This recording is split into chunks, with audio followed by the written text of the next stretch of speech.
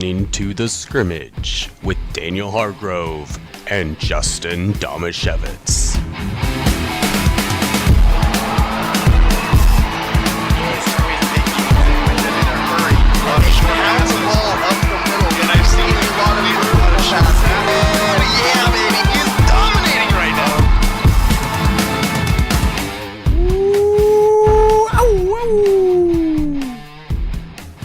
Dogs are not amused. Well, there's a giant dog over there waiting patiently to come back in, Yes. and a puppy that was pawing at the door, and then the giant dog looking at the puppy like, what's your problem?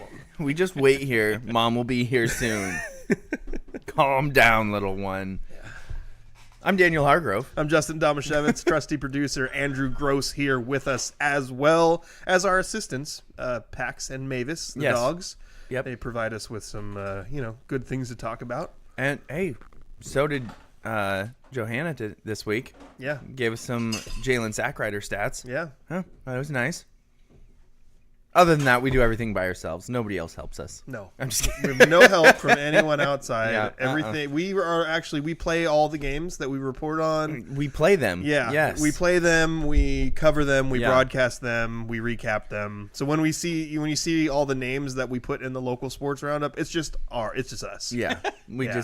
They actually, if you put them all together, like put all the letters together, it's a big just anagram for the Scrimmage plays all the sports. It's all Andrew Gross, Justin Damashevitz, and Daniel Hargrove. Yeah, there's over and over again. Exactly. There's a lot of codes mixed in Yes. there. You'd have to get the original transcripts and Yep. then use code breaking strategies to figure out what it is. It's why in our book we left just half the pages empty. Yes. So you could break the code. Could break the code. Yes. For those of you who don't know, we don't have a book. But if we did. If we had built a coral castle in Florida, we would. The funniest part of that is Justin implying that there are official transcripts. Yes. What does this look like to you? We'll put it in the show notes below. I hear podcasters say that. Yeah, and then I hear podcasters say sometimes, I'm going to stop saying that we'll put it in the show notes because I always forget to do that. Yeah. Most of the time, actually, I'm like, I'm actually going to look at those show notes. Not there. It's never there. I've noticed that the podcasts that are super well prepared, rather than like off the cuff, like script their whole stuff through or stuff like that, they tend to be working from the stuff, and those are the ones that have the show the show notes down below. That makes sense, dude. What if I actually heard some friends visited another church recently. They were on a trip, and the pastor basically put like his podcast show notes and like printed them out for everybody. He was like, here's all the research notes that I did when I was doing this sermon, and he like prints them out and the congregation can like pick them up on their way in. So he basically puts like all of his podcast show notes like printed. Is the sermon also a podcast? Or I wish, but okay. I don't know. Like if we're just sitting there, like if you could just sit in your pews with like headphones in and just like over not under look at people on the percentage of people in the congregation who read even a quarter of it. Oh, I thought you were going to say wearing headphones. It might have just been my friends. Okay, they read the whole thing. I don't know if they read the whole thing. They perused the whole thing. They read fast. I bet they were like, hey, this is really cool. Skim, moving on with my life. True, but they read really fast. So like when Andrew skims something, he's actually reading it. No. I think so. Andrew reads really fast. With retention? I think so. I read the same paragraph over and over again. For what it's worth, I'm terrible. I'm not a speed reader. I do read rapidly for in the realm of normal people, but speed reading is a completely different thing, and I don't do it. You know what, Andrew? Anytime the three of us are together, you're not in the realm of normal people. So thanks. Yeah. I read maybe a little faster than I do when I read out loud. Okay. So that's why I listen to most books that I read. I listen to them, and I put it on like 1.2, 1.25, or 1.3 speed, and then it's like faster than how I would do it. Because you're right. Or just like you, I'll read the same paragraph like 3 times. I do that a lot. Yeah. And also I do this thing when I'm listening to podcasts. I try to listen to brainless ones. So if you miss stuff, it doesn't matter. But every once in a while, I'll space off for like a minute And then they're talking about it. I was like, dang it, I missed what they're talking about. And then they're talking about it, and I have to skip back. Dude, you just said brainless podcast, and I was like, hey, I forgot to send my dad the link to our brainless podcast so that he can listen to it. I think this is a brainful podcast. And yeah, I think if you miss a minute, you'll miss a lot. you'll be lost. You'll So have no lost. idea what's going on. And to prove that, I think we should round up local sports. I just sent the link to us. Whoops. After Brainless. After losing at home to RA Long 67-36, and then posting on Facebook, mind your own business about the score. On Monday, Montesano's boys basketball team improved to 4-0 in 1A Evergreen League play with a 47-33 home win over Elma. The Bulldogs led 23-21 at the end of the third quarter. Then their offense exploded for 26 points in the final frame. Mason Fry led Monte with 18 points and 14 rebounds, and Caden Grubb added a double-double of his own with 11 points and 12 boards. Colton Grubb scored 7 points, including a couple of crucial fourth-quarter buckets in his first game back from injury. Traden Carter led the Eagles with 13 points, and Theo Flores added 10. Monte made it through the first round of league play unbeaten and will face second place Tenino in Tenino on Monday. That's tomorrow as part of a co-ed doubleheader. You want to read that paragraph again? No. Oh, just because you said you usually read paragraphs twice. Oh, good point. Chase says the reason you read paragraphs twice is to check for grammar. Oh, hey, Chase Yeah. is here. Hey, we have a later show, so Yeah. it's after There Chase we gets go. off work. I like that. Elma won a boys basketball game at Hoquiam on Wednesday, 56-46. I was there. 4 early three-pointers by Joey Bozich helped the Grizzlies to... No, that's his last name, Joey Bozich helped. Bozich helped. Sorry, that's a typo. My bad. Helped the Grizzlies to an early 23-7 lead, but the Eagles chipped away at the lead and took back the lead. Actually, it was their first lead in the fourth quarter.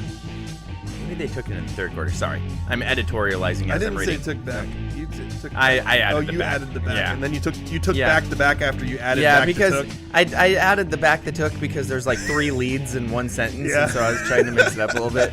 Bad job by me. Isaac McGaffey and Traden Carter each scored 17 points for Elma. I don't know why I'm not just reading this. I'm just making it up as I go. And Theo Flores added 13. McGaffey led the Eagles with 11 boards, and Flores led with 4 assists. Bozich led all scorers with 21 points, including 6 threes. And McGaffey's defense helped hold the Grizzlies' star Lincoln Nemi to just 8 points in the contest. Elma currently sits third in league standings at 2-2. Hoquiam clipped Rochester on Friday 51-50 to earn its first league win. Nemi had a very balanced game for the Grizzlies, scoring 22 points and swiping 7 steals, while Tage Dayton added 10 points. Hoquiam currently is 4th in the league with a 1-3 record and will face Aberdeen in a non-league game on Monday. That's tomorrow. I'll be there. Willapa Valais boys basketball team won at Ocosta on Tuesday, 50-29. Valais' Nathan Fluke scored a game-high 19 points while also pulling down 8 rebounds.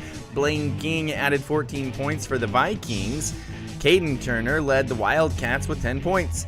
Valley won again on Thursday, 56-52 over Columbia Adventist. King led the Vikings with 21 points, and BJ Russell scored 10 to go along with 9 boards and 6 assists. Acosta bounced back from its loss to Willapa with a 79-49 home win over North Beach on Thursday. Sonny Beard led the Wildcats with 17 points and 16 rebounds, and Jesus Agramon scored 15 while also dishing out 7 assists. Dalton Welch recorded 13 points, 5 boards, 4 assists for Acosta as well. North Beach was led by standout sophomore J.J. Eastman with 25 points. Acosta won again on Friday, 63-16 at home against Lake Quinault. Beard had 14 points and 8 rebounds. Welch added 11 points, 4 rebounds, and 3 steals, while Agramon chipped in 10 points. Aberdeen's boys basketball team lost to WF West on Tuesday, 81-60. Riker Scott led the Bobcats with 16 points, and Jacob Quezada added 14, and Isaac Garcia chipped in 12. Aberdeen lost at Tumwater on Thursday, 62-50. Garcia led the Bobcats with 17 points and also swiped 3 steals. Quezada added 16 points, including 4 trays. Raymond South Bend's boys basketball team won 85-34 at Chief Leshai on Tuesday. Chris Quintana led the Ravens with 17 points, Carson Ritterbush added 14, and Aaron Samaro chipped in 12. RSB won again on Thursday, 63-33 at home against Ilwaco. Quintana led all scorers with 23 points. Isaac Schluter scored 13 points off the bench for the Ravens, and Ritterbush chipped in 12. Hoke Williams girls basketball team opened their week by completing a season sweep of Aberdeen with a 47-42 win on Monday. Hoke Williams' Aaliyah Kennedy scored a game-high 13 points and pulled down 13 rebounds, while her teammate Sydney Gordon recorded a double-double as usual with 11 points and 11 boards. Austin Kapoman scored 7 points and led the Grizzlies' defensive effort with a team-best 4 steals. Bentley Brown scored 11 points for the Bobcats, and Sophia Knutson added 9. Hoquiam kept it rolling on Tuesday with a 49-27 win at Elma. Kennedy and Caitlin Broadhead each scored 14 points for the Grizzlies, and Kennedy added 14 points for her second double-double of the week. Gordon added 9 points and 10 boards. Kiki Bowl scored 9 points to lead the Eagles, and Michaela Roberts chipped in 8. Hoquiam capped its week with a dominant 67-23 home win over Rochester on Thursday. Kennedy finished with 20 points, 7 rebounds, and 6 steals, while Gordon added 19 points. That is a hot Hoquiam basketball team right now. Watch out for that rematch against Montesano. That's going to be probably for the league title. Montesano's girls basketball team fell at home to Napavine on Tuesday, 65-46. Teander Olsen recorded 12 points and 10 rebounds for the Bulldogs, and Jilly Dalen chipped in 11 points and 6 boards. Monte bounced back with a 40-21 win at Elma on Thursday to get through the first round of league play without a loss. Dalen led all scorers with 14 points to go along with 6 boards and 6 steals. Olsen had 10 points, 7 steals, and 4 assists, typical Teander Olsen day. And Ava Schrader led the Bulldogs with 14 rebounds while also swiping 4 steals. Bowl led the Eagles in scoring again, this time with 12. Dalen scored a game-high 24 points in a 65-30 Monte win at La Jolla on Friday, eclipsing the 1,000 career points mark. Whoa. Dalen added 10 rebounds and 6 steals. Wait.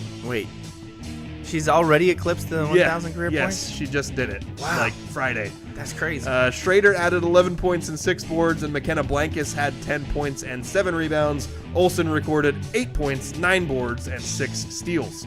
Raymond South Bend's girls basketball team clobbered Chief Leshai 75-18 on Wednesday in Raymond.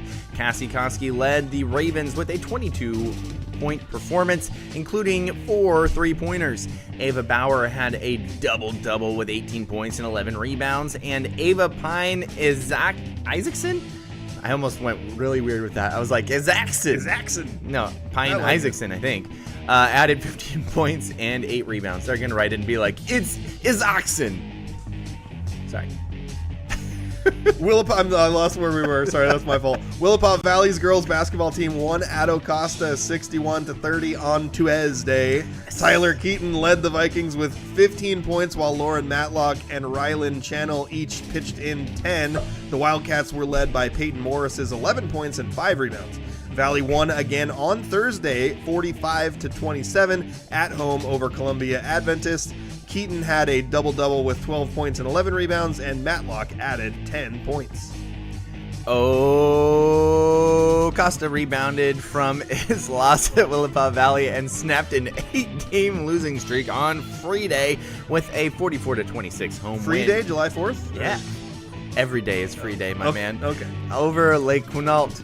Peyton Morris led all scorers with 24 points, and Gabby Ness added 10 points and 9 rebounds for the Wildcats. That's funny. Peyton Morris almost outscored Lake Quinault by herself with her Ouch. 24 points.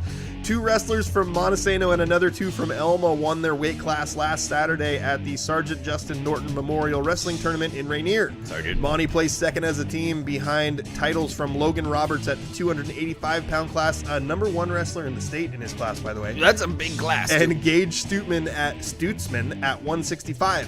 Finley Eckerson, Cole Kesbu, Gage Pihala, and Gabe Pihala. Wow, bad job by me. And Felix Romero each placed second for the Bulldogs. Elma finished 6th as a team with weight class titles from Xavier Espinoza at 120 and Blaze Salazar at 144. Aiden Johnson earned some points for the Eagles with a 2nd place finish. On Saturday, Aberdeen boys swimming took 5th overall at the Kelso Invitational. Guess what? That's in Kelso. The Bobcats were the highest scoring 2A small school team on deck. Best race of the day came in the 100 breaststroke. That's Andrew's race, right? Junior Cole Nylander and the Skyview's Ryan Bruce were neck and neck throughout the race before Bruce edged out for the win over Nylander. Tyson Powell qualified for the district meet with a 15-second improvement in the 500 freestyle, while Cooper Gill, Emmett Johnson, and Zeke Olsen are cited for their overall swims on the day. In past events, Aberdeen finished 26th overall in the prestigious Kentridge Invitational on January 11th. Olsen and Micah Schroeder finished 15th and 16th overall in the diving competition to lead the Bobcats. On January 7th, Aberdeen went 1-1-1 against Olympia Shelton and Capital at the Evergreen State College Pool. The South Peninsula class went to Olympia, which swept, I don't know what that means, the South Peninsula class? Oh, it must be like a class of swimmers who were there, went to Olympia, so Olympia won that class, which swept all 3 teams. I'm going to level with you. I just copied in what Rob Yeah, sent us. well, Aberdeen beat Capital. Aberdeen beat Capital 91-75. And tied Shelton 86-86. There we go. Got it. On Wednesday, Aberdeen will finish its home dual meet season with a meeting with the Southwest Washington 2A 1A Combine Hawkinson et al. Apparently, there's some more people there with Hawkinson at the YMCA of Grace Harbor. That's going to conclude the local sports roundup. Andrew, do you want to create the link for Coach Galloway? Yeah, I can do that. And Daniel, in the meantime. Do you want me to send? In the meantime, Yeah, send it to me, and I'll send it to him. Chase says the possibility for Elma, Montesano, and Tenino to all finish league play 6-2 is still in play.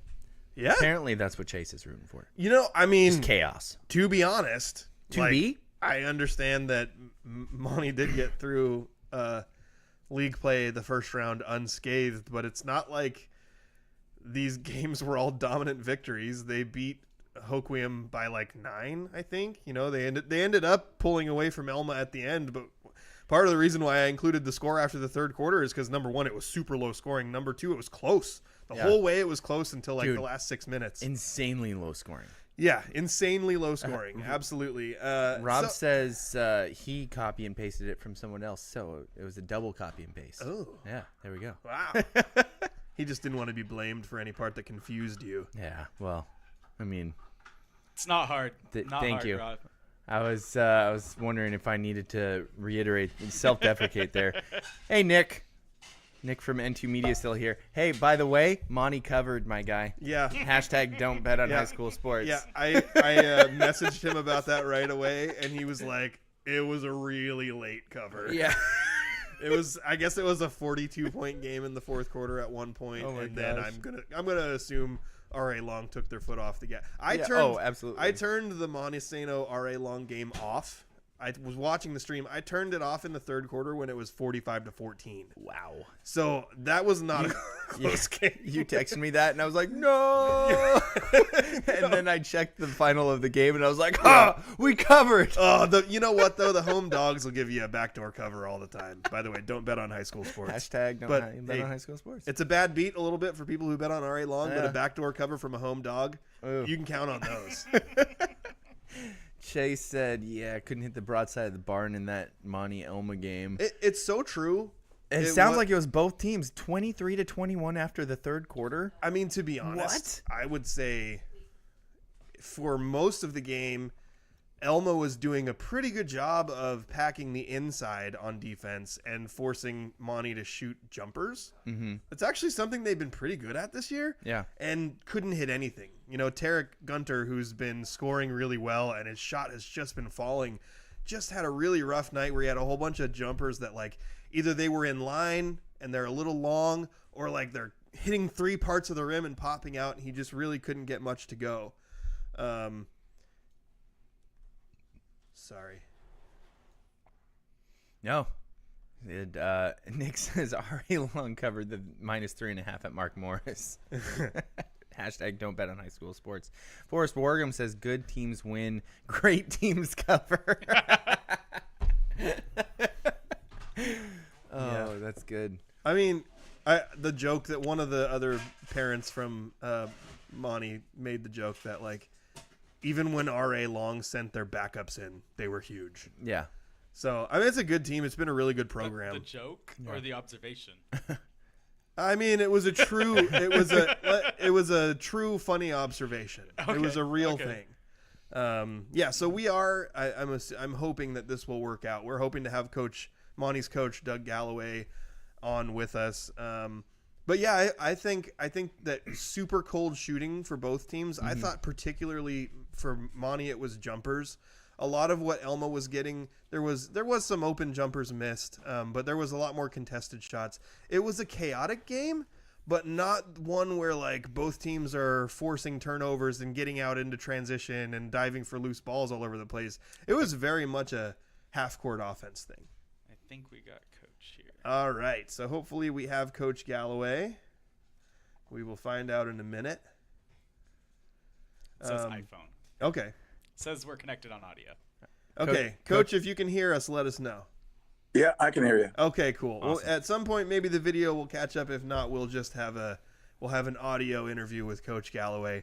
We were just talking about the game against Elma, and I was there. I had the benefit of watching that game. I enjoyed it quite a bit as someone who was rooting for Monte, especially the fourth quarter. That was my favorite part. But you guys have gotten through the first round of league play unscathed. I guess I know that the expectation for the league was kind of weird. Like, there's a lot of young teams. Nobody was really sure who's the clear favorite. What's kind of your assessment of how your team has done? You know, have they lived up to what you thought they would be able to do so far this season? And what are some areas you think they can still improve? Well, you know, I really wasn't sure what to expect. We didn't have a lot of returners coming back, or even kids that had a lot of varsity experience. So I wasn't really sure. But you know, as you're going in, you're coaching your team, you always have high expectations. You want to, you know, win games. You want to win league games. You want to win districts. You want to win state. You want to do all that type of stuff. So, but you know, when we started off, we kind of a little bit behind the 8 ball with our football team doing so well, and then only having a couple practices basically before we, you know, started hitting a really vigorous schedule. And then we played a lot of Friday, Saturday, Monday games, so where we didn't have a lot of time to practice in between, some wins and or some losses. But I'm super excited about how the kids are competing. I'm super excited about how we're improving. I think we're improving each time we step on the floor, and just very excited to be, you know, where we're sitting in league. And with some of those improvements, what are some of the things that maybe a couple of the things that you want your team to improve on the most between here and the end of the league season? Just you know, continuing to improve on battling and the rebounding end, and offensively and defense. I think that's going to help us stay in games, and then just our overall presence on the floor, you know, against pressure. Pressure hurt us, I think, a little bit early in the year, and I think we're getting a lot more used to it at this point in time. And then, you know, I think our defense has to continue to improve. You know, for us to get where we want to go, we're going to have to make sure that we can play defense for 32 minutes. So, Coach, you kind of touched on the fact that this team doesn't have a lot of varsity experience. I mean, you have one senior on the squad who's been injured pretty much all year. Caleb Bruland, I don't even know if he's played any in a game at all. The couple of returning juniors who had some varsity experience are Tarek Gunter and Nathan Dowler. And then besides that, it's pretty much a team full of freshmen and sophomores. Do you feel like the season kind of started out a little flat, and I feel like everybody was still trying to find their way? Did you feel like there was a turning point? And I guess, like, which of these guys that are the younger ones who are coming in without having had much experience have really stepped up? I think the turning point, what it kind of felt like to me, was the Wahkiakum game over Christmas break on the 28th. We got down by like 14-16, and then came back and won that game by 10. And I think the kids kind of found a little confidence and kind of found a little bit of a groove during that time period. And as far as like kids that are just starting to get a lot of varsity experience and having an impact. One that I can point to, I really think Caden Grubb is having a big impact on the team with his hustle and strength and inside presence. And he just, there's some people that, attempt to rebound, and then there's people that just go rebound the ball. And he has a nose for it and a knack for it. And, offensively and defensively, he's around the ball a lot. And, he also is a very good shooter as well, which a lot of people don't realize, because he's getting all kinds of rebounds around the basket, but he's also a very good shooter. I really think he's kind of maybe even surprised himself about how well he's doing. I noticed too that it seemed like, especially after Colton Grubb, and we mentioned Caden Grubb, Colton Grubb, his twin brother, he had gone out earlier in the season with a knee injury. And, I've known for a long time, and Mason Fry is a good basketball player. He performed well throughout the year, but it felt like when Colton went down that Mason really stepped up and took over a bigger chunk of the offense. Could you tell us a little bit about what Mason does for you and how he helps the team win? Well, Mason's he's really a gamer, and he can do a lot of things. He helps us bring the ball down the floor as our tallest player. We can have him go post up and create some mismatches in that situation. When he decides to rebound, I think, the other night he had like 12 or 14 rebounds along with 18 points. And he's also a better defender than people maybe realize or don't realize. Sometimes I don't have him on the opponent's best player because I don't want him to get in foul trouble. But you're right; he's really kind of taken a leadership role, and he has that personality, but he's taken a leadership role on the team as well, just with a calming influence, I guess, so to speak, when he's bringing the ball down the floor. And he's always someone that we can get the ball to, and he's a threat at putting the ball in the hole. He can shoot the three, and he can drive and finish, and he's really come on. He's a very good basketball player. And along with Mason, as such a young team, who are some of the other leaders that have stepped up for you this season with especially how it's turned around? You mentioned that Wahkiakum game, and it's been pretty much a hot streak since then. We'll just throw that R.A. Long game out of there, but it's been a nice hot streak since that Wahkiakum game. Who are some of the other kids, or maybe one or two others, that have really stepped up their leadership for this squad?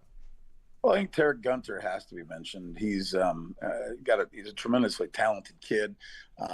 He is not so much a vocal leader, but he is a leader on the basketball floor. We rely on him to do a lot of ball handling. He's one of our better shooters from the perimeter, and he's also he's a good defender. He's someone that I ask kids who wants the best player in the other team, and he says, well, I do. And I think Mason's the same type of way, that they want the best player on the other team, and probably Caden does, but Tarek is a good basketball player, and I really think that he's starting to get a lot of confidence. And I think early in the year, if you haven't played a ton and things like that, it's hard to get that, but he's starting to get a lot of confidence, and I know the team trusts him, and I trust him, and so he's really kind of done a fantastic job. The other guy I think that is kind of an unsung hero a little bit is Nathan Dowler. Nathan is a good vocal leader, and he's kind of the guy that does the dirty work inside, that bangs on people, and we're trying to get him to be a little more aggressive at the basket, and so that he feels a little more comfortable and has some versatility in there, using his right and left hand and those types of things. But yeah, he's kind of just does dirty work and brings his lunch pail every day and does whatever you ask him. That's awesome. I love you couldn't ask for, like, not only are Nathan and Tarek both really good players, they're just really good kids. I've had the benefit of knowing these guys for a while, and I really, really like both of them. I enjoy the fact that my kids are friends with them, because I'm like, yeah, you can go do stuff with ruffians, but instead, why don't you hang out with Tarek and Nathan? Like, those guys are cool. Stay away from the grubs. Those boys are nothing but trouble. I guess I wanted just to go like a little bit further with Tarek, because Tarek's been playing varsity since he was a freshman. Yeah. He's been playing varsity time, and I've watched Tarek play basketball quite a bit, and he's really good, and he's a really good shooter. He's an excellent offensive player. And for whatever reason, the first couple years of varsity for him, he just couldn't get shots to consistently fall. And then he'd get kind of tentative, and like the shot looks a little bit different. And I felt like he had a turning point this year where his shots just started to fall. Because every time I talk to my sons about Tarek, I'm like, hey, this kid can play. This kid can knock down shots. As soon as those shots starts to fall, it's going to just be an outpouring. He's going to be scoring like crazy. Have you felt like there was a point? Like, his shot looks different now. He's confident. He's hoisting. Did you feel like there was a point for him this year that like things really clicked, or has that just been happening from the beginning? I think the biggest thing for him, and if you watch when there's pictures and the paper and stuff like that, when the ball comes off his hand correctly, he's a very good shooter. Sometimes it comes off the side, kind of down towards the pinky and stuff like that, and rather than the pointer finger and the middle finger, when he does the pointer finger and middle finger, it starts to go down. But was really interesting. I think it was the Tenino game when he kind of had a great game, and I think he got a lot of confidence at that point in time. But the interesting thing about that was that his mom called me we were going down for that game, and she said, well, I've got a doctor's appointment for him. Do you mind if he's not there, right on time, or those types of things? Right on time meaning for the JV game ahead of time, but he did make it. But he went to the eye doctor, and they found out he'd been having the wrong prescription in his contacts. Oh, so he got the right prescription, and he had a big game that game. I think he hit like 3 or 3s right in a row. So and an old John Maddenism, but if you have your contacts in, it helps you see better. That happened to my older son Peyton. That happened to him around 12 years old. He started telling his baseball coach, I didn't steal because I couldn't see the sign. And I was like, what? Okay, let's go get you some contacts. He turned out to be a pretty good athlete. Yeah. I wanted to ask too, Coach, a little bit about specifically in this Elma game, a little bit about kind of the way you're working the rotation, because I noticed that for most of the year, like, we talked about the fact that there's freshmen and sophomores on this team and a ton of guys with no varsity experience, but you've got a very full bench, and you've pretty much been cycling guys in early in the game. Like, everyone's been playing some kind of meaningful minutes. I love the fact that, like, throughout all of non-league play, you're making sure everybody gets chances to prove what they can do. And then you went into this rivalry game against Elma, and then the bench really shortened up. I'm curious if, like, your general strategy going forward is going to be you'll play a little shorter on the rotation, or is this going to be a game by game thing? Well, every time I go into a game, I want to get kids in, and when I feel like I can, and then sometimes it just didn't feel like I could. And so it's always, for me, it's a game by game thing. Kids turn out to play basketball. They don't turn out to sit the bench. And, my goal is to play them, but sometimes it just doesn't work out. I'm tasked with winning basketball games on a varsity basketball as a varsity basketball coach. And sometimes you have to make those decisions, and it's, nothing personal for the kids or anything like that. But it just felt like we had some kids going and playing well. And I just kind of didn't want to change up the dynamics. And so kind of kept them in there. And, I think I played 7 kids, maybe 8, but I think I played 7 kids. So the bench did really shorten. but it turned out the way we wanted to. We got a big W, which is a huge W. I mean, Elma's a very good basketball team, and like you say, we're just trying to plug along and build up some more wins in that league standing situation. Yeah, I love that. That's the second coach that's told me that this year is kids turn out to play basketball, and if they put in the work and the effort to do that, then it's good to try and get them in. But you get in these situations and some of these games, it just doesn't call for it. Yeah, I totally, and I fully agree with that. I have my 2 cents. I have felt like this year was the way you've been working the rotation gave more kids than normal a chance to go. I love it because it's like, I don't care if you're a freshman or a sophomore. I don't care if you've never played any varsity before. I'm going to give you a chance. And like, not just garbage time, but you're going to play, 5 minutes in the second quarter with some starters out on the floor. I've really enjoyed watching that. So there's no question attached to it. I just wanted to say that I appreciated that. But I did want to turn the page to tomorrow's game because this is a huge one. Mm-hmm. You guys got through the first round of league play unscathed. Really had no trouble with Tenino on the first go round. Tenino struggled really early on in the season, and they seem to be playing much better right now as they're second place in the league with only 1 loss. What are your thoughts going into tomorrow's game? Well, they're a very good basketball team. I mean, just looking at it from last year and those things, even after they lost the Schau kid or Scow, I don't know how you say his name, but they still have the 6'6" Burkhart kid. They've got the Gagne kid that can jump out of the gym, and he's super strong. And they have a very good point guard and the Feltus kid. They've got 3 really good components. So I knew they were going to be good. I didn't expect them to have as big of struggles as they did, early in the year. And you're right, they are playing better. I mean, they played against Elma, and they played mostly a 2-3 zone, which they hadn't been playing that before. At least they didn't play that against us very much. So maybe they're moving towards that. We got our hands full. We got to try and take those 3 kids away. It's like the old Bill Belichick. You want to try and take away what they want to do.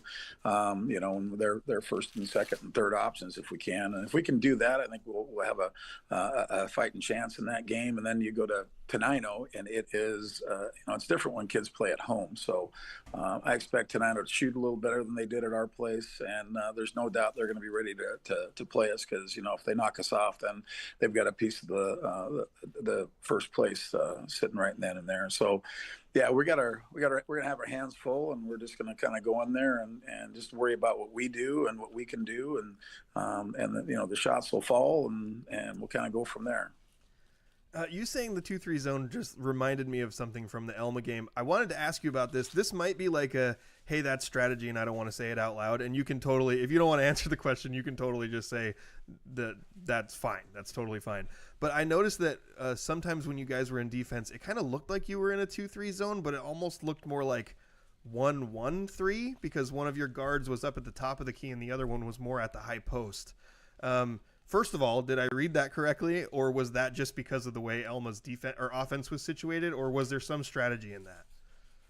You read it correctly. Okay. I mean, I really enjoy watching Elma's offense. I think it's ingenious. I don't see anybody else doing that.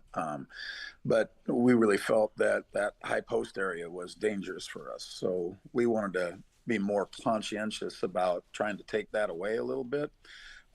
So I guess we kind of morphed some things, and and the kids just kind of did it. I these ideas, and then the kids have to put it into plan, and they really did a great job with it and ran with it. And I also wanted to give Elma something a little bit maybe they haven't seen us do, a little bit. So I don't know. I probably got lucky in all those situations, but it's pretty effective for us. So. Yeah, and I mean, I think obviously it worked really well. You held a good team to 33 points. I thought particularly as I was watching it happen, the way the defense was being played forced, like specifically Tarek up at the top of the key, like he was covering a lot of ground and did a really great job recovering to the ball. Yeah, the way we were doing it, it does require that guy to move a lot and a ton, and it really requires the kids to, and we would like them to, communicate all the time, but it really required them to do a lot of communication, and and they did that, and they were fantastic in that. I mean, that was like you say, that's a very good Elma team, and to play that well defensively was phenomenal. Hey, Coach, kind of a broader question here for me. So I haven't had the chance to see you guys play yet this year. It'll happen at some point soon. But I was wondering, as a high school coach, and you've been doing this for a long time, do you find that you've got like maybe 3 or 4 different styles that you like to play with depending on the types of kids that come into your program? Do you try and kind of morph everybody in some form of your style of basketball, or how much do you adjust depending on, I mean, if you have 4 really good guards or 3 really good posts, or if you're a tall team, a short team, fast, how do you work on something like that where it's high school? You don't get to pick your players every year. You get to work with what you have. Yeah, there's just certain things that, you kind of, at least I kind of believe in, and things that I would like to do. But like you say, you don't always get, you can't recruit your kids, or you don't get, college situations. But, I like to play defense. I like to have kids work hard. I think those are things that anybody can do. Even if you're not the fastest human in the world or the tallest human in the world, I think you can always play defense and dive on the floor and take charges and block out and that type of stuff. So that's one thing I value as a coach. And then, in basketball, I mean, I think Ron Brown was amazing that he could go ahead and take and run the flex and run it all the way down through his little kids programs. And so when they got up there, they'd been running the flex for like 15 years or something, by the time they went through his program. I think that's pretty rare. And especially the way the game has evolved nowadays with the 3-point line and, people shooting not just at the 3-point line. I mean, one of the things that is, really valuable is if a kid can step 2 or 3 feet behind the arc and still be a consistent shooter. I mean, like you think about the Nemi kid at Hoquiam, he can shoot from to like 26 feet and still be a pretty darn good, consistent shooter out there. And, that just stretches the defense and makes a team have to adjust and do different things. So I'm really not sure, kind of to get back and lead back to where I was going with it, but I'm really not sure that you can just have something that you can just teach and down to little kids and just roll that same thing up as you go along, because like you say, you get different kids with different abilities and different talents and those types of things, but there's still certain things that you do, like our press breaker is the same as I've run for ever since I first started out at White River in the 1990s and stuff like that. So, so I to answer it, I guess, certain things that I value, and we try and keep with it. And I always try to adjust and get better and add some things. But it feels like sometimes I always end up going back to the stuff that I know that's tried and true and go from there. I love that. Thank you. That was a good answer. Especially as someone who's, just curious about coaching in general and maybe hoping to do some more in the future. I really appreciated that. Thank you. Yeah. Did you have anything else, Daniel? Nope. I think, Coach, thank you so much for joining us. I really appreciate it. I want to make sure that we shine a light on the athletes, and you've done an exceptional job of that today. Best of luck to you tomorrow against Tenino. I especially enjoy seeing Tenino lose and Monte win, so that would be a big one for me personally. So just tell the kids when they're out there to think about me and how it would make me feel if they win. Hey, thanks for having me on, guys. Okay, thanks, Doug. Thanks, Coach. Bye. You never disappoint with the awkward outros, by the way. You're welcome. I love it. Just have the kids think of me. I'm picturing Tarek Gunter catching the ball on the wing, getting ready to shoot, and just having an image of Justin's face in his and head. Going, ugh, and then airballing it. Oh. It kind of worked a little bit for Monte football, just so you know. I mean, obviously, I take credit for all the wins. Absolutely. A couple of comments to get to. Let's see. Chase said, crazy how from the preseason expectations of everyone that we have 3 really good basketball teams in the league. And then Nick said, Montesano, do you just say minus 250 to win the Evco? Tenino plus 300, Elma plus 650. So he's dropping some odds there. I mean, just going down the standings. That seems totally right. Yeah. So I'm not a gambling man normally. # don't bet on high school sports. Minus 250, I assume means they're the odds-on favorite, so the payout would be different, right? Yeah. Than if you took the plus 300 or the plus 650. Correct. Okay, cool. Yeah. I need to start learning these things. I've only been a sports fan for like my whole life, and I don't know anything about the gambling side of things. We don't live in a state where gambling is legal unless you're at a casino. Yeah. It's not like we can go on DraftKings and make bets and stuff. I wish we could. That would be fun. Also, probably better for me if we don't. But why don't we have any money in the Scrimmage account? I've never done sports betting either, but it's so ever since it started to become legal more places, all the mainstream shows are just covering it now, so I sort of understand it better. I wanted to Chase throws some shade at Rochester. You he said, "What is Rochester's odds to win the Evco?" Nick says plus 50,000. Yeah, that sounds about right. I mean, I liked Chase's comment about the league. So you're telling me there's a chance. Because we kind of he's so right about it. Like, we had preseason expectations, but we also kind of didn't know. Like, we sort of went into it going, I mean, I think Elma's good. Monte should be, they've got good athletes, but like most of these guys haven't played varsity, so we got to see how they do once they get out there on the varsity court. Right. Hoquiam feels like, we know what to expect from Lincoln Nemi, what other guys are going to be able to step up to play around him. Yeah. And I think as the season has played out, Monte has just been the best of those teams, but it hasn't been by like a super wide margin. Like, it wouldn't surprise me at all if the league standings got shaken up the second time around. Like I said, the Monte Tenino result just feels weird. Like, they crushed them. They crushed them from the beginning. Tenino never had a chance. And at that point, I think that was the first league game for Monte. And at that point, I was like, oh, man, Tenino's just really bad. And then Tenino starts playing well, and they're beating Hoquiam, and they're beating Elma, and Burkhart's back. He had been out with an injury early in the year. He's back. He's playing really well. Yeah. So between Burkhart and Gagne and Feltis, like, they do have three guys who can score. So I don't know. I don't know what would surprise me. The only thing that would really, truly surprise me the rest of the way in the league season is if Rochester won. That would be the only thing. Yeah. Which almost happened against Hoquiam. Yeah. Hoquiam beat him by 1 point. That's pretty crazy. It had to have been one of those games where like everything just goes wrong. Yeah, for sure.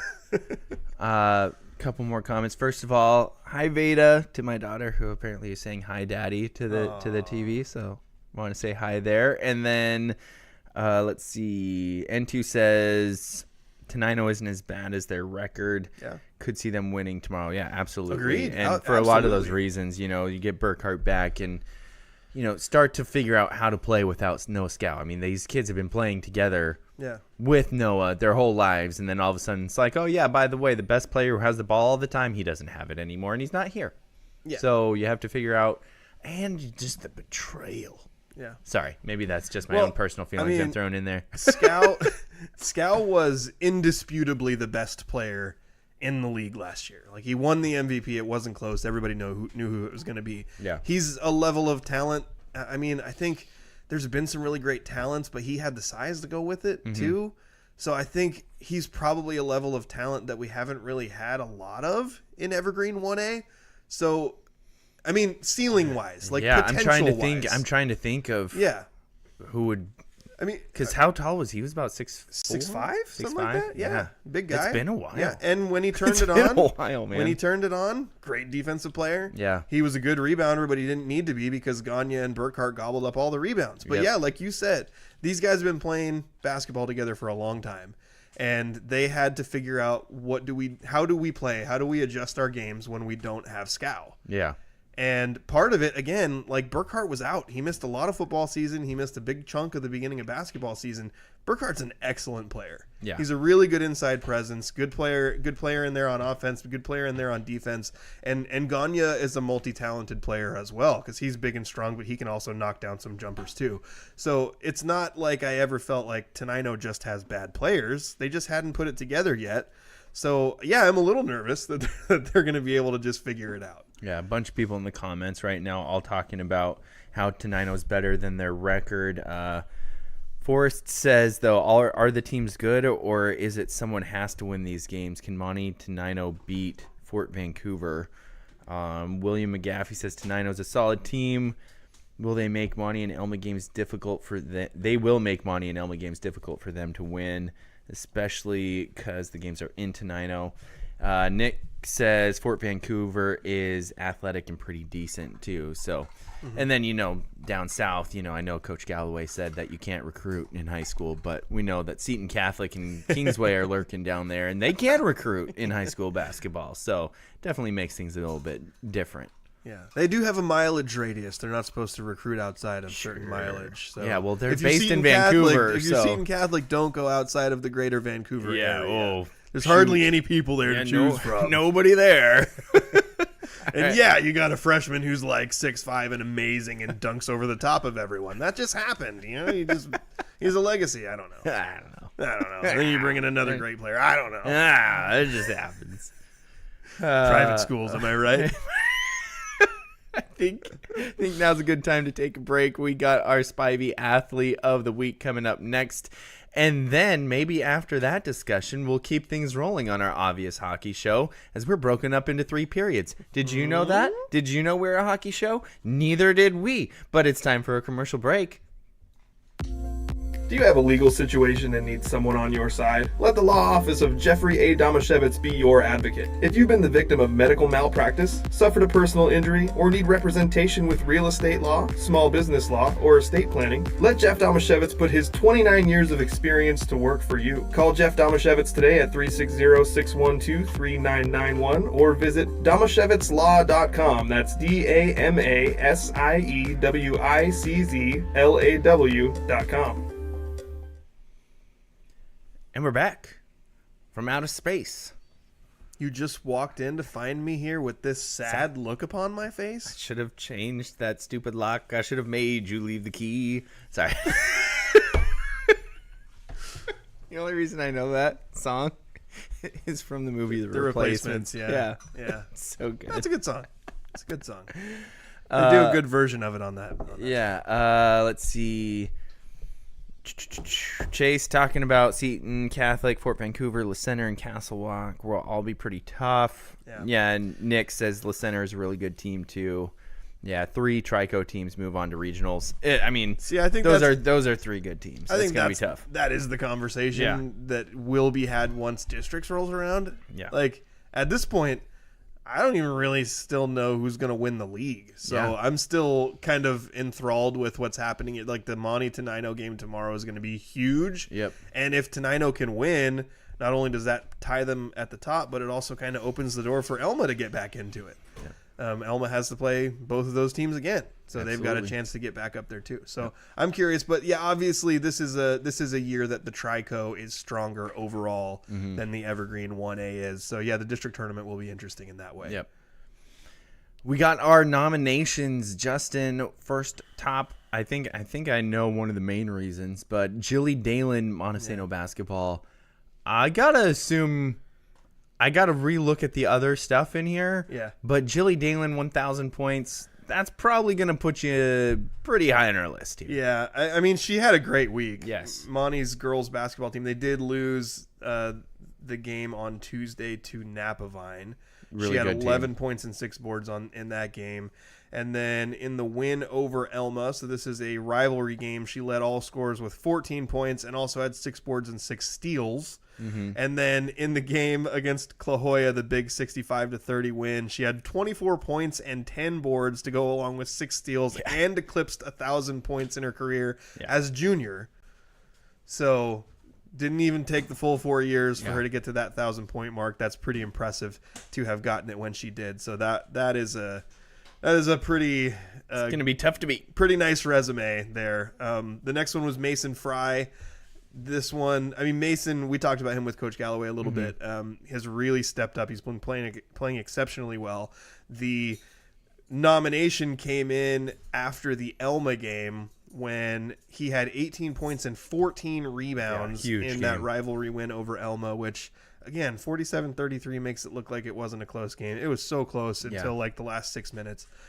Actually, even going in, like Elma, every time it felt like Monte was about to pull away, like Theo Flores would hit another 3 or something. So, by the way, I didn't talk much about the Aberdeen or the Elma Hoquiam game. Yeah. That was that, but that was how we should do that. The final score doesn't really, I feel like, tell the story of that game. We probably either, should maybe Pass is just on maybe your right arm. after we do the athlete of the week, we could go into that game a little bit. But from the Hoquiam girls team, which, as I mentioned, white hot right now. Like, this is a team. The label that we put on them in the beginning is athletic and interesting. Mm-hmm. Like, they are young, but they have good athletes and they're interesting. And we were really curious to see how well they'd be able to compete. Monte has kind of owned this league, but this isn't like Monte has some good players. It's not like a particularly strong top to bottom Monte team, but they do have some really good players. Yep. And man, it's interesting to see what Hoquiam's been able to do. And Aaliyah Kennedy had a phenomenal week for Hoquiam girls basketball. She had, in the Myrtle Street rivalry game, had 13 points and 13 rebounds. And then they won 3 games in the week, and they beat Elma. She had 14 points and 14 rebounds. And then in the last game of the week, they beat Rochester, and she had 20 points, 7 rebounds, and 6 steals. Yeah. So 3, I mean, she didn't get the double-double in that last one. But 3 just phenomenal games for Aaliyah Kennedy. Freshman, right? Yeah. Aaliyah Kennedy, Yeah. younger sister of Chloe Kennedy, Yeah. who She's going to be good. we repeatedly snubbed for Yes. Athlete of the Week. Yes. I mean, Aaliyah Kennedy has been phenomenal. Sydney Gordon's another one. She's been great. We got an Athlete of the Week nomination for Austin Capoman. Had a great who, game. She's not usually their leading scorer, but sometimes she pops on assists and steals. She led the game against Aberdeen with 4 steals. So we got some really good nominees here. I mean, honestly, like for most every week, what Aaliyah Kennedy did would be like, oh yeah, automatic, you win Athlete of the Week. But then you're going up against somebody who just eclipsed the 1,000-point mark, who also had a good week. So it makes it a little closer. It does. You got to figure it out. Yeah. I feel like Aaliyah might be following in her sister's footsteps here. I'm worried about that because Aaliyah has had some other really good games this year, but hasn't really had like the string of great statistical games that give you Athlete of the Week honors. And like, this would have totally been her week. Yeah, absolutely. And then Jilly Dalen comes rolling around, scoring 1,000 points and ruining the party. Seriously. Come on, Jilly. But I don't think we've ever snubbed a 1,000-point scorer for Athlete of the Week. I don't think we have either. And she also had great games. Yes, too, she so did. It's not like she had a 2-point game and she got 1,000 points. I feel like we're begrudgingly explaining why we need to give 1,000-point scorer the Athlete of the Week award. It's kind of silly, right? It is really silly, but it just Aaliyah Kennedy had such a great week. I think this will be one of the weeks where I do the Athlete of the Week and an honorable mention graphic, because what Aaliyah Kennedy did this week really needs to be recognized. Yeah, I think so too. I was really curious, just throwing my own 2 cents in here. I was really curious to see how that Elma Monte game turned out, because if Isaac would have had a big game in that game, he definitely would have been on the short list for me too. His game, which we'll talk about more here in a second, but his game against Hoquiam was awesome. Yeah, he McGaffey he didn't find his scoring groove in the Monte game. I think he ended up with 4 points. He played good defense. He did a lot of good things out there. He just didn't really find it in the scoring column. Right. Unless I'm totally misreading the room here.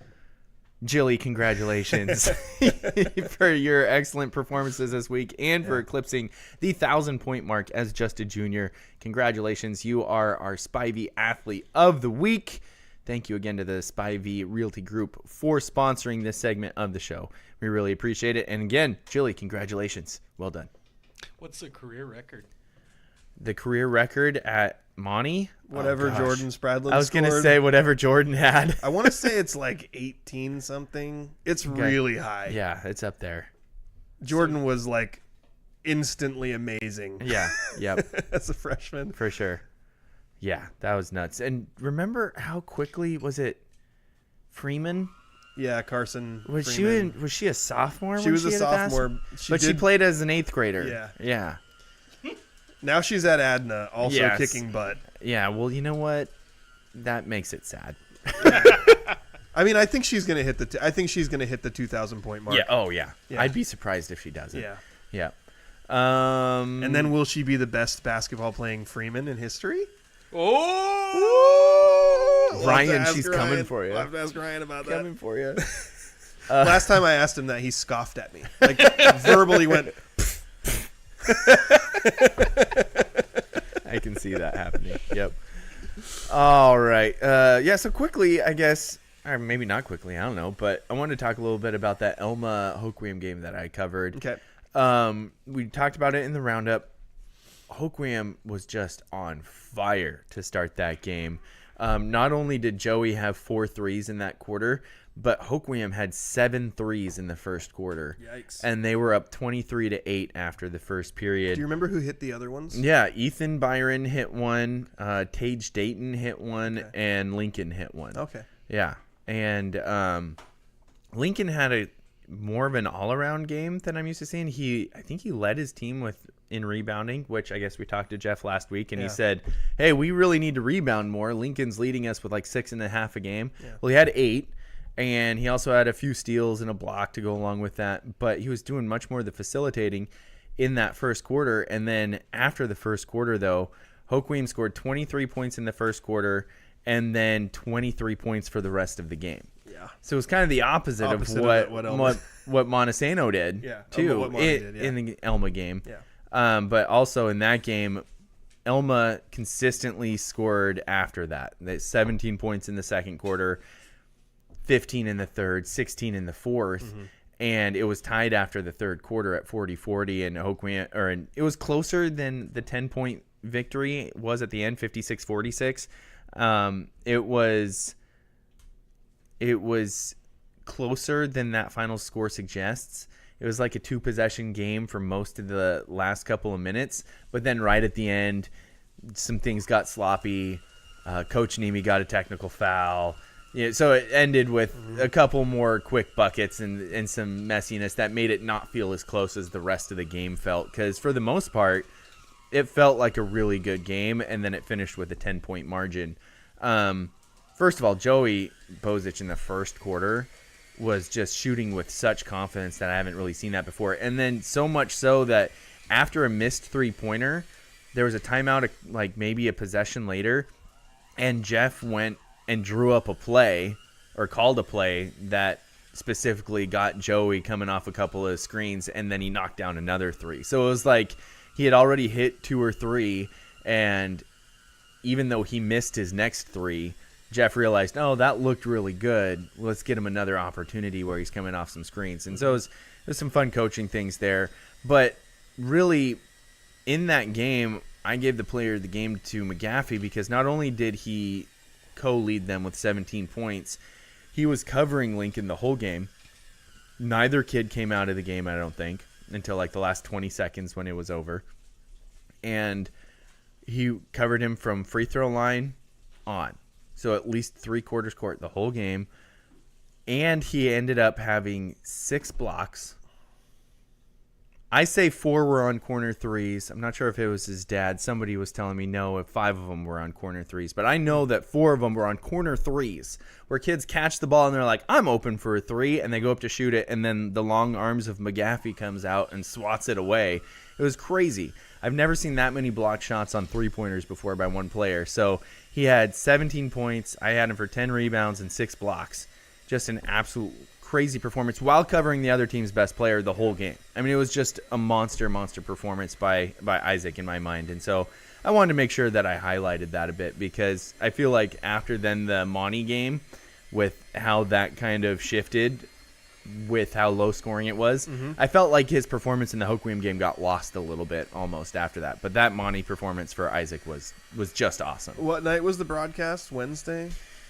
Yes. I mean, if we had a show on Thursday, it would have we would have spent half an hour talking about it. Easily. So I'm really glad that you brought it up because we were even just, texting about it. We had a lot of conversation about it in in the text chat, and it doesn't surprise me that he would be a great defensive player. Right. I mean, he's 6'3", long, springy. Yep. Like, he's just an excellent athlete. So usually when you have guys like that, if they dedicate themselves to playing good defense, they can become great at it. Yeah. And I loved his attitude afterwards, because I went and I grabbed a picture of him, in case he was the athlete of the week, and I was just talking about how good he played, and I was saying, hey, great job, great defense. And he instantly, his coaches were around, and I can't remember what happened, but they were like, oh, yeah, we're looking, big game against Monte coming up. And he instantly went, am I covering Mason? Who am I covering? And he was just like focused on his next defensive assignment. And I was like, oh, I love that attitude. So that was a lot of fun to catch up with him a little bit after the game. That's also like, he went straight to like, I'm going to guard the most difficult guy. Yeah, absolutely. Because Mason Fry is like, I mean, similar to McGaffey in like size and athleticism. Yep. So I think, that's also him being like, hey, what's the toughest task? I want that one. Yeah, absolutely. A couple more comments.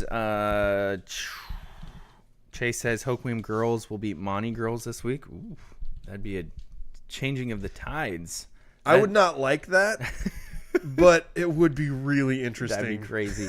Rick Gooding says Freeman got 2,000 over winter break. So no not shock surprised. there. Appreciate the info. Yes, thanks, Rick. I appreciate that. Yeah. And then Chase says their defensive adjustments really changed that game. Yeah, against Hoquiam. They made some adjustments after that first quarter, and it just, whatever they did on defense, I'm not going to have Chase type all of them out into the chat, but it definitely created a shift instantly for how that game went. Well, when you talk about like all the threes that were hit, I'm going to assume that since you said Lincoln was doing a lot of facilitating, that he was the one who's kind of making those shots happen with playmaking ability. Yeah. Like Joey Bozich is a guy that, he may not be able to always set up his own shot, but if you hit him in the shooter's pocket and he gets hot, that ball's going down. Yeah. I mean, I've seen times where he just knocks down a bunch of shots in a row, and he's got a really nice jumper. Yeah. So I think that's a danger. Like that, I would imagine like that's a 5-alarm fire for Elma right off the bat. Yeah. Like, you don't let that guy get hot. Right. Like, a lot of other things can happen in this game, but you don't let Joey Bozich get hot. Yeah. And the crazy thing is then you all of a sudden Ethan Byron hit one, and you're like, whoa. And then Tage Dayton hits one, and you're like, what's going on here? Like, they've got 6 threes, and none of them are by Lincoln. And I think the last one of the quarter, Lincoln hit a 3 like with 20 seconds left or something like that. And you're like, okay, that just rounded it out. And then it was just a completely different game the rest of the way. Yeah.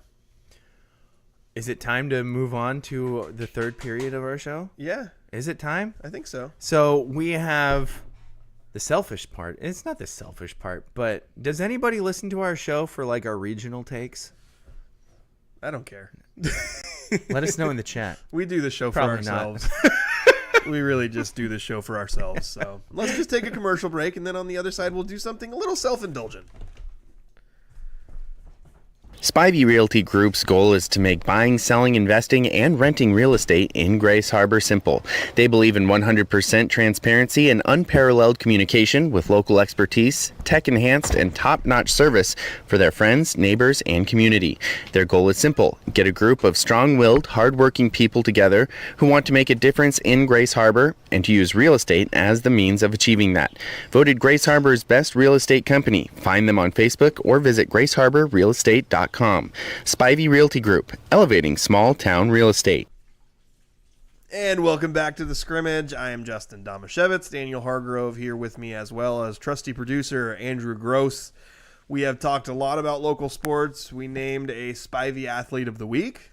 By the way, thanks to our sponsors, Spivey Realty Group and the Law Office of Jeffrey A. Damashevitz, for helping us bring this show to you.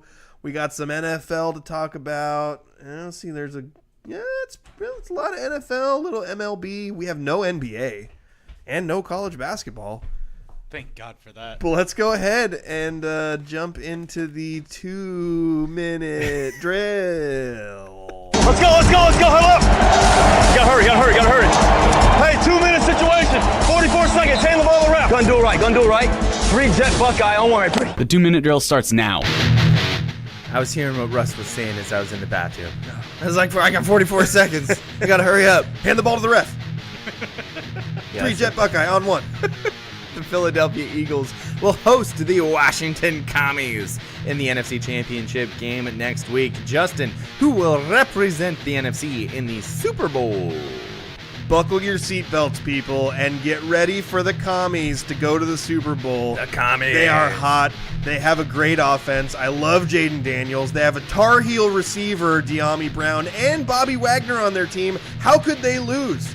This is a very educated take because I've watched minutes of NFL football this year.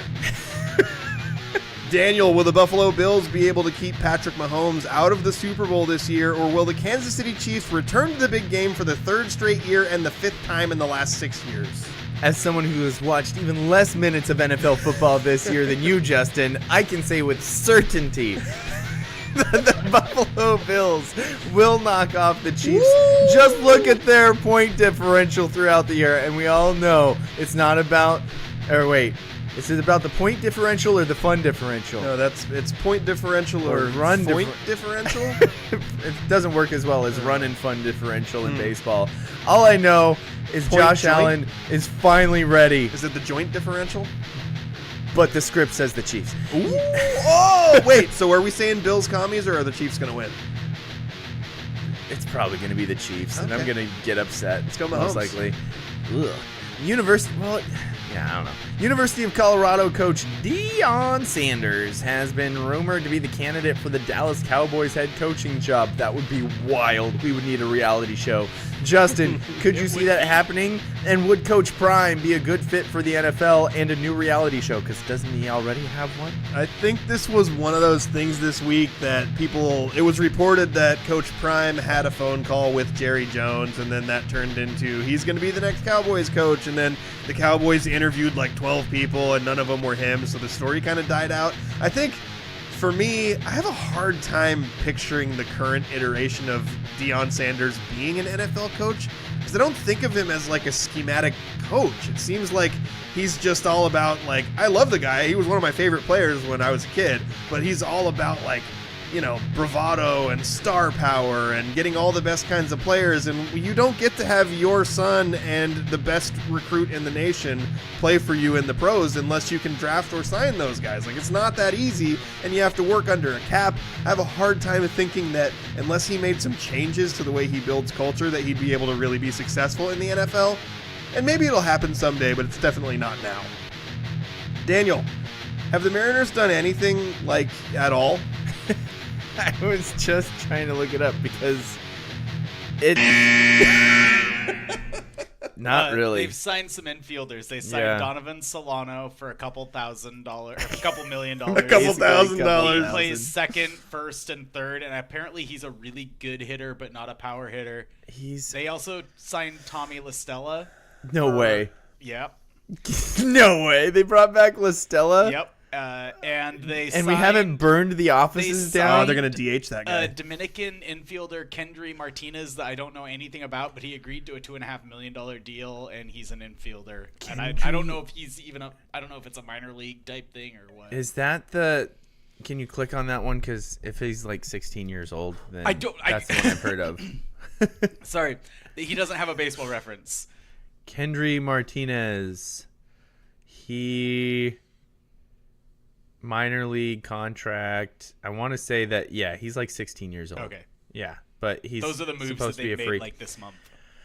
Yeah, I didn't know about LaStella. That makes me want to burn the place down. I knew about Solano. Solano, his numbers like intrigue you until you realize he's like 62, and you're like, oh, great. I guess we're hoping he can make it through an entire year and can hit. But I don't know. That one's the only one that comes with any sort of intrigue for this year. I mean, you Google Mariners news, and it's all like, here's something the Mariners can do to take advantage of this offseason. Seattle Mariners legend Ichiro Suzuki inducted into Japanese Hall of Fame. Here's some names they might want to sign. 5 once beloved Mariners who still need new homes before spring training, and a picture of Paul Sewald. Mariners take flyer on hard throwing Japanese reliever. Like it's nothing. There's just a whole lot of nothing. But La Stella, Gosh. DH. The flame throwing Japanese reliever got me interested. So let's learn about Shintaro Fujinami. You know what? Take Fujinami, DH him. DH him, I hear Shohei can hit really well. It doesn't really matter anymore. Hannah and I are not Rockies. Diamondbacks. We're Diamondback fans now. And Daniel's a Dodgers fan. So many people that I know from this area just like hopped on the Diamondbacks when all that happened. I mean, we got enough of our players as it is. I think they also have a really fun, they haven't been good before. And that's not true. They won the World Series like their second year in existence. Oh, really? Yes. Okay, well, that was a while ago. That was probably over 20 years ago, right? It was over 20 years ago, but they haven't been good recently, and they just started being good again. Is what I was. That's true. Where I was going with that. Okay. Sorry to get all You got a little offended. angry. It's because of the abandonment. Well, they also won the World Series in like their second year of existence. It was maybe not second, but really early on. Yeah. And as a Mariners fan, just really ticks me off. But the nice thing is they actually treat their fans well by like having super duper cheap prices and trying to win. And even though they try to win, and you think, oh, maybe they would jack up their prices because people want to go to games. Nope. They lower their prices and keeps things cheap. Whereas the Mariners are like, we got to 54% this year and missed the playoffs. We're going to jack up the prices some more. But go don't worry, home. We renovated the Diamond Club. Yes. And also, don't worry, they'll give you super cheap $5 beers. If you spend a couple innings searching for the one place in the stadium that sells them. Also, $5 is not cheap for a beer. No. I'd just like to throw that out there. I understand for major league beers, like at all the different parks, it's one of the cheapest ones. It's like third or fourth cheapest, I think. But that's a lot of money. Also, I'm assuming you guys saw that Roki Sasaki signed with the Dodgers. Yeah. I was really hoping they'd be able to DH him. This is so dumb. This is so dumb. Yeah, that was the guy that... The Dodgers are dumb now. Yeah. Like, I liked the Dodgers back when they were like the fun, fairly normal team. And now this is dumb. Baseball needs to figure out some way to change some things because it's become dumb. Salary cap? Maybe. I mean... The sad thing about that is if they're going to do a salary cap, there would be like a year-long strike, probably at least a year-long strike. They have a soft cap. Really suck.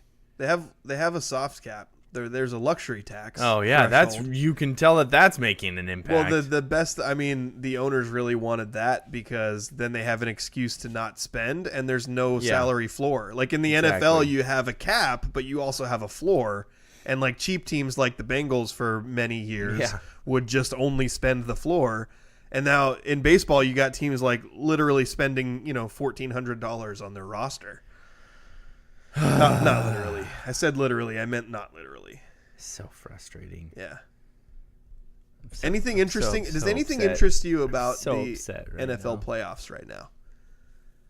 I actually watched more football this weekend than I normally do. There's some fun storylines after today. Yeah. I mean, there's the, sadly, maybe not sadly, I don't know, but Lamar out again. No, it's not sadly. It's a great conversation. You mentioned on the way here that if he wins the MVP title, that he might have the same amount of MVPs as he does playoff wins. Yeah. Is that true, or were we missing one of his playoff wins? I think that's true. I think he has 3 playoff wins, and assuming he wins the MVP, which it seems like he's going to, he'll have 3 MVPs. That's wild. And I just wonder, because it seems like, this is another thing we talked about, like with Giannis in NBA, it was like, we're going to keep giving you MVP, or we're not going to keep giving you MVPs even though you're the best player because you've proven you can't win the title. Yep. And so he had to go win a title before they'd be willing to give him MVPs again. Yeah.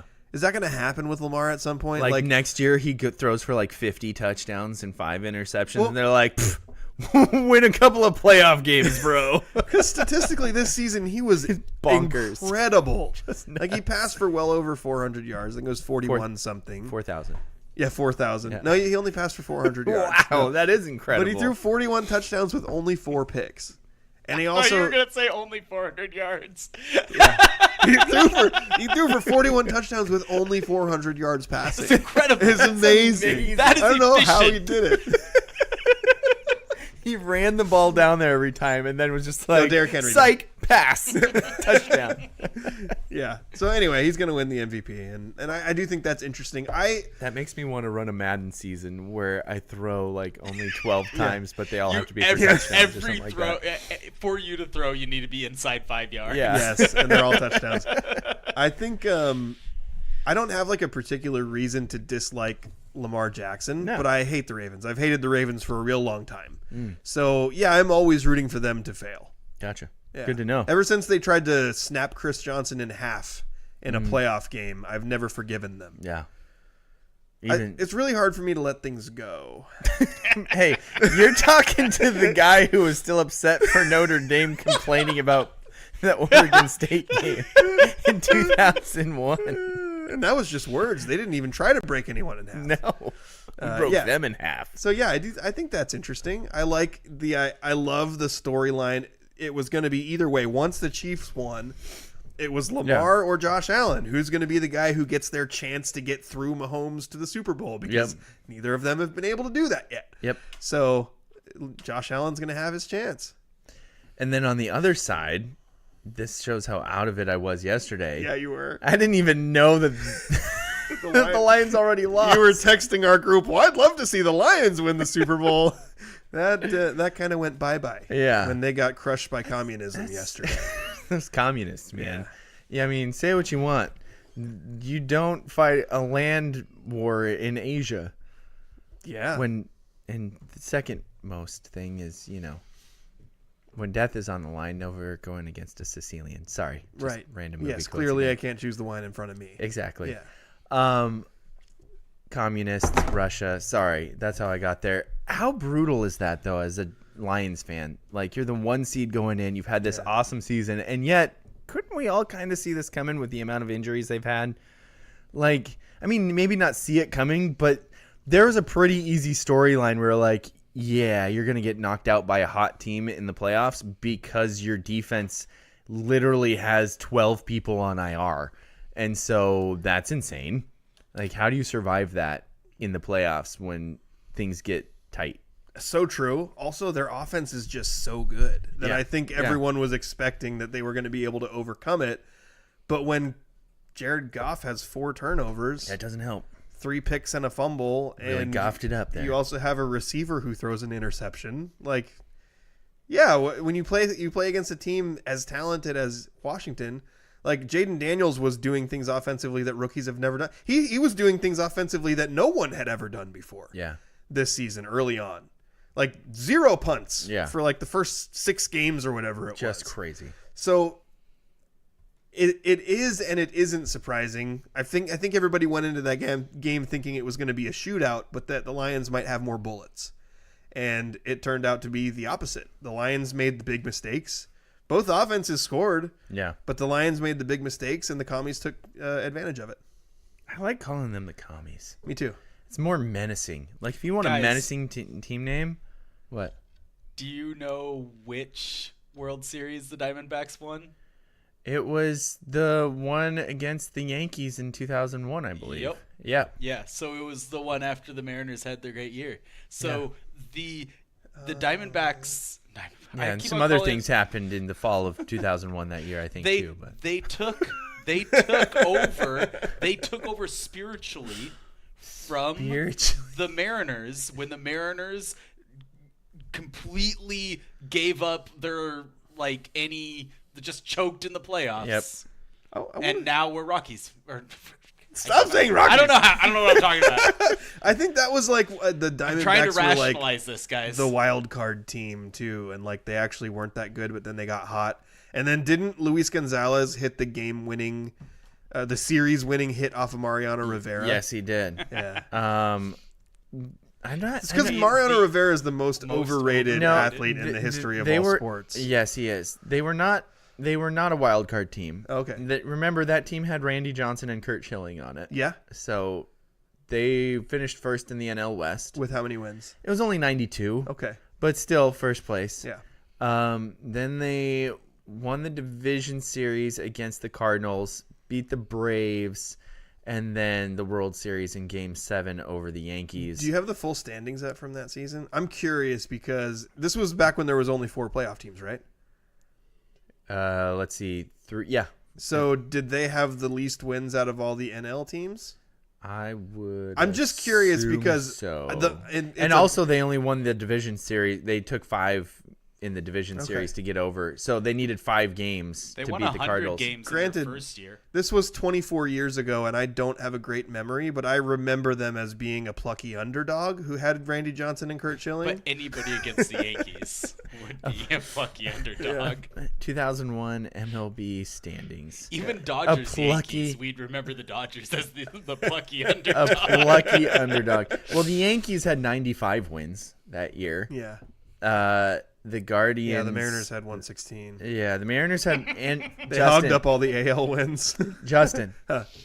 The Athletics had 102. Yeah. Oh, yeah. The Athletics had 102 wins that year, and they were the wild card team. And then in the National League, the Diamondbacks had 92. The Astros had 93 because they were an NL team at that point. And the Astros and Cardinals both had 93. Okay. And then the Braves won the National League East with 88. Okay, so the NL was the underdog, just all of it. The 3 top NL teams all were a game apart from each other. Yeah. Okay. So the not Diamondbacks, a plucky underdog. Not in the NL, but compared to the American League, which had 116, 102, and 95. And the Yankees were a trash team with only 95 wins. Yeah, jeez. But I wanted to bring that up because some of the statistics of their starters were just, I remember being crazy. Like Luis Gonzalez, who had that hit, had 57 dingers that year. Reggie Sanders, who Steroid era. didn't remember him at all, had 33. Steroid era. Yeah, man. It was wild. The roid era was wild. Yeah, it was. Yeah. Guys were just mashing. Just yoked. Their heads were the size of balloons. And now nobody hits home runs. Dingers. Instead of making up new dumb backyard baseball rules, they should just stop testing. Right? Honestly. If they did that right now, who would be the guy who turned into Barry Bonds? Who would be the guy? Who would be Vladdy. the guy? Okay. Yeah, hey, I'm really good, but I don't get the respect I deserve. So I'm going to go roid up and become the greatest player in Major League history. Wouldn't it be somebody who's like the best baseball player with no power?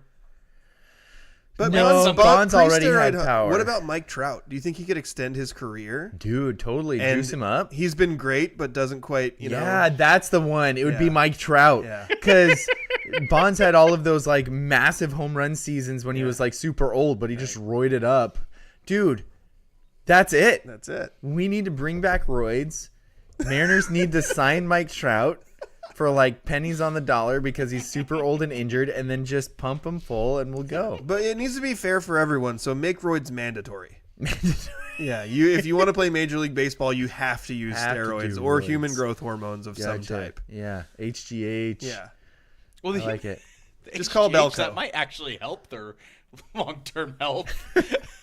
Well, that was the thing. HGH was people started saying, "Oh, it's not steroids, it's HGH," and that's where Jimmy got all of his fantasy team names during that time period. Mm-hmm. Human growth Hargroves. Yeah. But so steroids are just synthetic hormones, though. They they make your muscles heal faster. No. I'm saying steroid. A steroid is a synthetic hormone. Right. So human growth hormone, if it were synthetic, would be a steroid. Got it. Yeah. Okay, good to know. Because that's why people get confused. You'll get prescribed steroids for lupus or whatever. It's never lupus. I know it's never lupus. That's because if it's lupus, no, it doesn't go to house. But it's synthetic hormones. It's not synthetic testosterone. Gotcha. Good to know. We've been educated. Thank you. Thank Maybe you, Andrew. even edumacated. Andrew has so much information that if he Yes. truly tried to educate us, our minds would not be able to contain it the way his does. Well, we'd have to have him repeat the paragraph multiple times. Huh?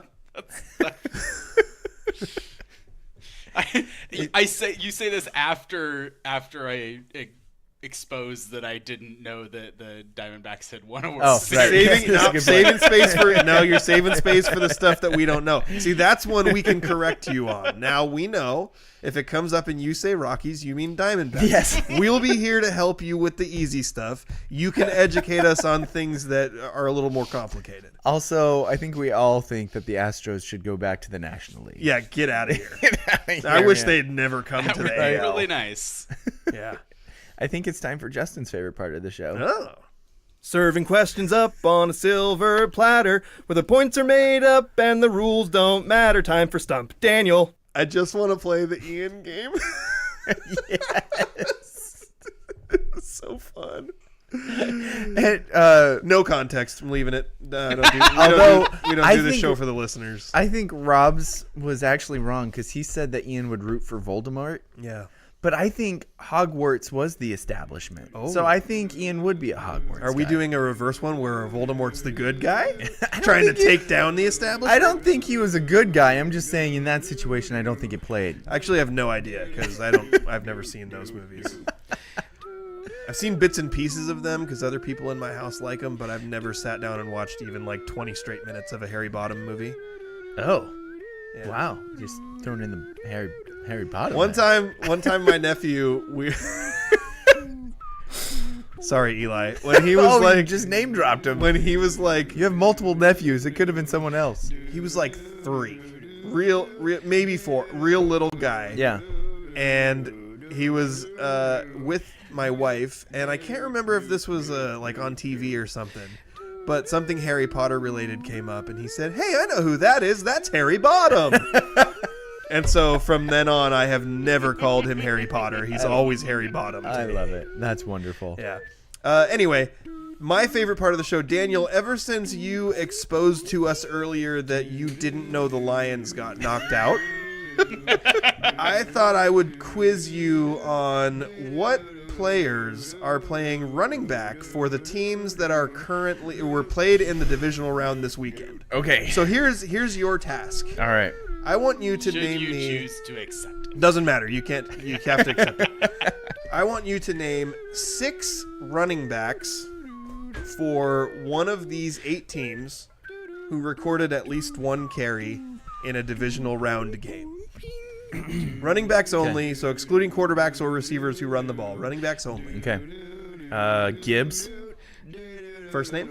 I have to do first names? Yeah. Jameer? Jameer Gibbs is correct. Do you know what team he plays for? Bonus points? Detroit Lions. That is correct. You're 1 for 1 so far. Derrick Henry. Derrick Henry For the Ravens. plays for the Ravens. I don't know why I went French. Croissants? Uh-huh. Especially since King Henry is a British thing. Croissant. Croissant.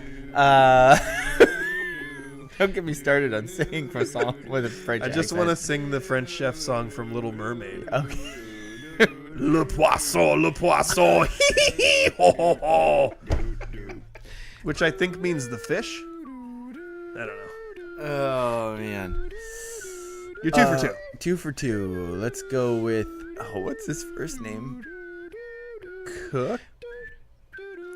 K is not a name. Cook? Cook. Yes. Okay, so you want the Buffalo running Yes. back. Cook. Cook. Cook. Cook. Cook.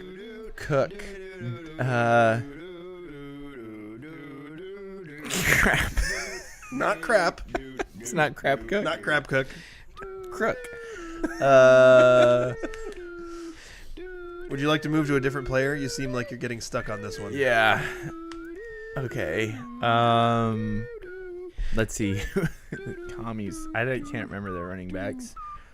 Oh. Crap. What's his first name? Swift. Swift. No. I should be able to remember some of these from playing fantasy football, you would think. Devontae? No. Devontae Swift? What team? The Lions? No. Dang it. Sorry. There's no Swift for the Lions. Wait, really? Maybe No, wait. Montgomery. Montgomery's correct. For the Lions. What's his first name? David? David is correct. Okay, you've got 4 guesses in. You've named 3. You got terrible. You got 2 more guesses. How dare you do this to me? How many can you get? Oh. Listen, it's a passing league. Daniel doesn't pay attention to running backs anymore. There's a couple on here you're going to be like, oh, that guy plays for that team? I feel like running backs shuffled a ton before this season. You have Cook for Buffalo, but you couldn't come up with the first name. Josh? Jacob? I'm Jingleheimer sorry. Schmidt? It is not Josh, John, Jacob, or Jingleheimer Schmidt. It, in fact, is your father and your brother's name. James! Dang it! So you're 3 for 5. This is like when I got you with Colt McCoy's real name being Daniel. All right, Daniel, throw one more guess out there. Oh. You want to go team by team? Let's see. So we've established you don't know. You knew Jahmyr Gibbs and David Montgomery. You don't know any other Lions running backs. Yeah. You didn't. Well, I know another Lions running back, but I bet he hasn't gotten a carry. Yeah. Because Are you sure Jamar Jefferson, I'm pretty sure, is still on the roster unless they cut him after that whole whiteboard fiasco. Oh, I forgot about that. Yeah. No, he didn't. But I won't count that as a guess. Yeah. That was just more of you just throwing it out there and tricking me into telling you. Because I know that there's a Oregon State running back who's still on the roster somewhere. There are 3 commie running backs who had a carry. There are 2 Chiefs running backs who had a carry. The Chiefs! Oh, I might be able to get a Chief. I forgot about the Chiefs. Okay. And the Chiefs played against the Texans. Yes, And the refs. They played against No, the they played with the refs. Oh, you're right. Yeah, the Chiefs? Texans played Sorry, against the the Chiefs Chiefs and and the the refs.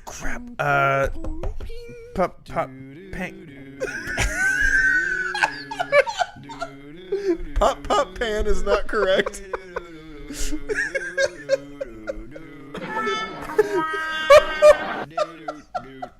What's his name? Is it like Kevin Panko or something like that? Panko?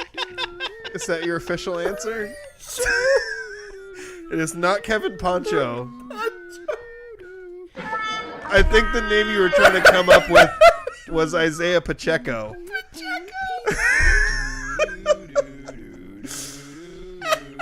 This was a really horrid performance by you. This is real bad. 3 out of 6. I'm thoroughly embarrassed. This is one of your best. The only Rams running back to record a carry. The Rams. Do you know the running back's name? No. Akers? Is it still Cam Akers? No. Was it Cam? Kyron Williams. That guy. Holy Cam crap, Akers dude. plays for another team this year, I think. Here's one you really should have got. I should probably watch some football. Do you know at some who the point. Rams played? They played the Eagles. Oh my god. There's a guy who rushed for 2,000 yards this year. I'm an idiot. Who's the only Philadelphia Eagles running back who recorded a carry? They won, so they'll be in the NFC title game. It's Saquon Barkley. For the Ravens, it was Derrick Henry and Justice Hill. All I could think about was the Chiefs.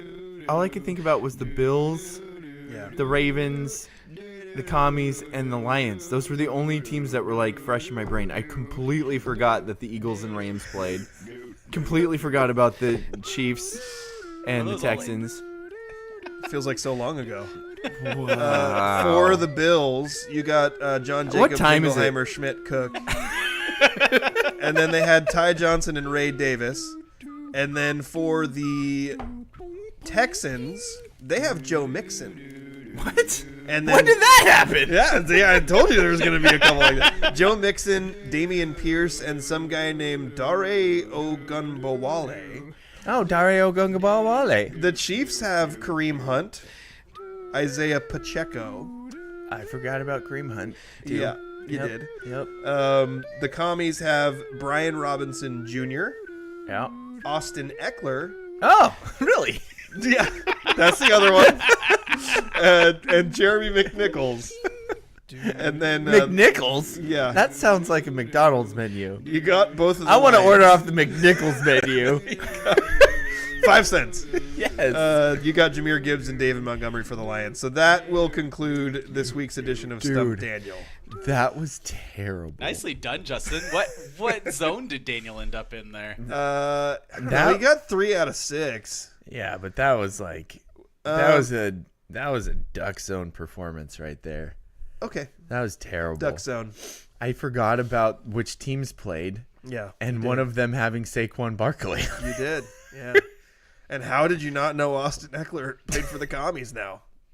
I mean, I don't feel too bad about that. Yeah. Kareem Hunt. Forgetting Kareem Hunt on the Chiefs. is pretty bad too. Jacob Jingleheimer Cook. That one's not great as well. Thinking that DeAndre Swift, because I just remember Swift's first name. It's DeAndre, but he does not play for the Lions anymore. Okay, yeah. Who does he play for? Is he still in the league? I don't know. Does Jamal Williams still play in the league? I don't know. Williams. It's hard to keep up on these things. Wait, which Jamal Williams? Wasn't know. there two? Old man Williams' kid. He's a Bears running back. DeAndre. Yeah, that's it. Okay, well. I type in Swift NFL to try and find that out. Taylor Swift is the only thing that pops up. Dear Lord! She was partying with Caitlin Clark in the box in this game. What? She had Caitlin Clark up in the box with I her. don't care. Okay. Well, anyway, I think that's probably going to do it for our show today. Yeah.